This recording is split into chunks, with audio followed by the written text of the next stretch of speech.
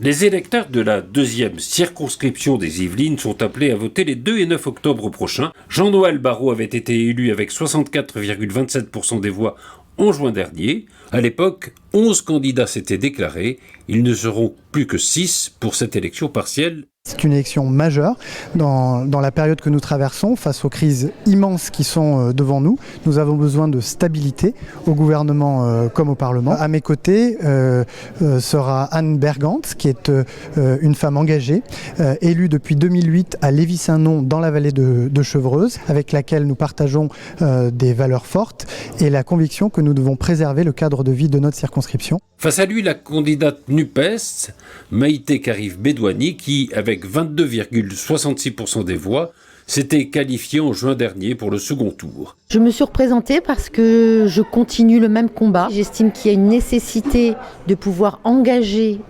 réellement une transition écologique et une transition de justice sociale. Il y a 2 enjeux aujourd'hui et 2 urgences. Il y a l'urgence de fin de mois et puis nous devons prendre en compte tout ce qui est rénovation thermique pour pouvoir passer l'hiver. Le Rassemblement national a changé de candidat.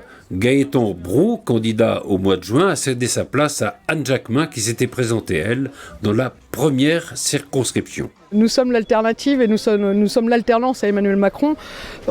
Et m'inscrire dans le groupe, j'irais d'être la voix de plus au service de la deuxième circonscription qu'il mérite bien. D'avoir un député qui ne va pas seulement chercher un poste pour son intérêt personnel, mais qui d'abord veut défendre les Français et donc les Yvelinois de la deuxième circonscription, c'est bien une priorité. Dans la famille de la droite conservatrice, on trouve également Laurence Trochu, présidente du mouvement conservateur, qui a rejoint Reconquête d'Éric Zemmour. Très clairement aujourd'hui, dans cette élection, ce qui se joue, c'est 2 visions du monde. Celle de Jean-Noël Barrot, qui, en bon ministre d'Emmanuel Macron, continue cette déconstruction de notre identité, de notre souveraineté et de l'école.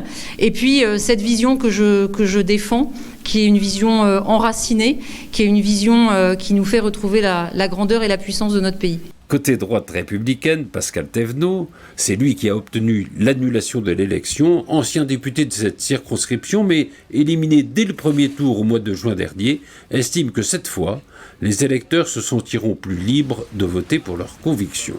Depuis 10 ans, finalement, on se rend compte que, et les gens commencent à en prendre conscience, c'est la première fois qu'ils peuvent voter par conviction et pas par défaut. Et que finalement, le vote utile, c'est moi, puisque les majorités sont faites, avec une majorité inattendue. Mais finalement, la droite et le centre sont devenus le pivot. Et c'est l'occasion, même dans cette assemblée sans majorité, de pouvoir mener une politique de réforme qui est attendue. Enfin, pour clore les listes, un candidat qui se présente pour la 5e fois dans cette circonscription, c'est Pascal Casimir Perrier qui dit s'inscrire dans la majorité présidentielle et revendique ses attaches locales. Moi, je défends une candidature locale. Je suis de Manille-les-Hameaux. J'habite là depuis l'âge de 4 ans. Je suis allé à la maternelle, au collège. Je suis allé aussi au lycée Jules Ferry à Versailles, qui est aussi sur la deuxième circonscription. Et j'ai fait mon service militaire, où ça, à Villacoublay, j'étais chauffeur d'état-major. Donc je suis vraiment enraciné dans les Yvelines et je veux être un député de terrain pour défendre les intérêts des habitants des Yvelines. Ces 6 candidats parviendront-ils à mobiliser les électeurs ? La question de l'abstention, comme dans toute élection partielle, sera la clé de ce scrutin.